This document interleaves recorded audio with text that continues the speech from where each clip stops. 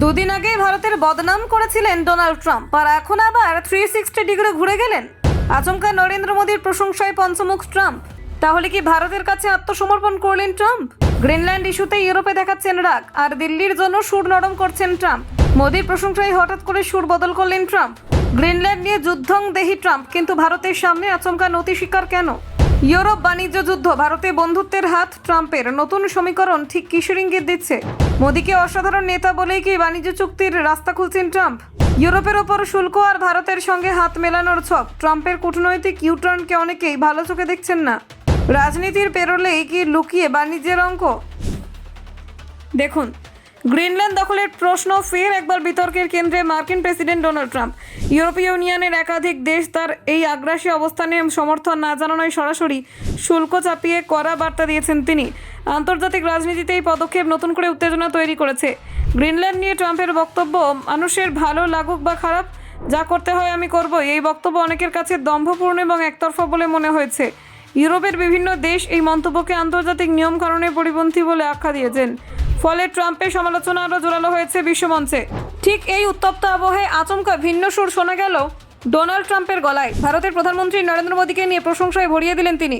অনেকের চোখে এই পরিবর্তন বেশ তাৎপর্যপূর্ণ বলে ধরা পড়েছে। সুইজারল্যান্ডে দাভোসে বিশ্ব অর্থনৈতিক ফোরামের মঞ্চ থেকে ট্রাম্প বলেন, প্রধানমন্ত্রী মোদীর সঙ্গে তার সম্পর্ক অত্যন্ত ভালো। মোদীকে তিনি একজন অসাধারণ নেতা বলে উল্লেখ করেন এবং জানান, খুব শীঘ্রই ভারতের সঙ্গে একটি বড় বাণিজ্য চুক্তি হতে চলেছে। এই মন্তব্য সামনে আসতে রাজনৈতিক এবং কূটনৈতিক মহলে নানান জল্পনা তৈরি হয়। কেউ কেউ বলছেন, ইউরোপের সঙ্গে সম্পর্কে টানাপোড়েনের মধ্যেই ভারতের দিকে ঝুঁকতে বাধ্য হচ্ছেন ট্রাম্প। এমনকি কেউ কেউ এটিকে ভারতের কাছে ট্রাম্পের কৌশলগত আত্মসমর্পণ বলে ব্যাখ্যা করেছেন। এর আগেও একাধিকবার মোদীকে নিয়ে প্রশংসা করেছেন ট্রাম্প। আবার কখনো কখনো ভারতের বাণিজ্য নীতির কড়া সমালোচনা করেছেন তিনি। ফলে ট্রাম্পের এই দ্বৈত অবস্থান নতুন কিছু নয়, তবে বর্তমান প্রেক্ষাপটে তা আরও বেশি তাৎপর্যপূর্ণ হয়ে উঠেছে। উল্লেখযোগ্য বিষয় হলো, কিছুদিন আগে ইউরোপীয় ইউনিয়নের 8টি দেশের ওপর 10% শুল্ক চাপিয়েছিল আমেরিকা। সেই সিদ্ধান্তের পাল্টা হিসেবে ইউরোপ ও আমেরিকার বিরুদ্ধে কড়া বাণিজ্যিক পদক্ষেপের কথা ভাবছিল। এই টানাপোড়েনের মাঝে ভারত গুরুত্বপূর্ণ হয়ে উঠেছে। এর মধ্যে ইউরোপীয় ইউনিয়নের সঙ্গে ভারতের বাণিজ্যিক সম্পর্ক নতুন মোড় নিতে চলেছে। আগামী 25শে জানুয়ারি ইউরোপীয় কাউন্সিলের প্রেসিডেন্ট অ্যান্তোনিও কোস্টা এবং ইউরোপীয় কমিশনের president Ursula von der Leyen Bharat সফরে আসছেন। এই সফর ঘিরে বড় বাণিজ্য চুক্তির সম্ভাবনা তৈরি হয়েছে। বিশ্লেষকদের একাংশের মতে, ইউরোপ যদি ভারতের সঙ্গে বড় বাণিজ্য চুক্তিতে এগিয়ে যায়, তবে আমেরিকা পিছিয়ে পড়তে পারে। সেই আশঙ্কা থেকে আগেভাগে ভারতের সঙ্গে সমঝোতা করতে চাইছেন ট্রাম্প।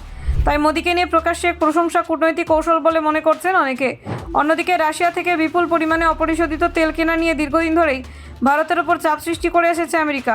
ট্রাম্প প্রশাসন বারবার ভারতকে এই তেল আমদানি বন্ধ করার বার্তা দিয়েছেন, কিন্তু ভারত নিজের জ্বালানি নিরাপত্তার প্রশ্নে অনড় থেকেছে। এই ইস্যুতে দুই দেশের সম্পর্ক বেশ কিছুটা তিক্ত হয়েছিল। ব্যুরো রিপোর্ট, অজানার দেশে।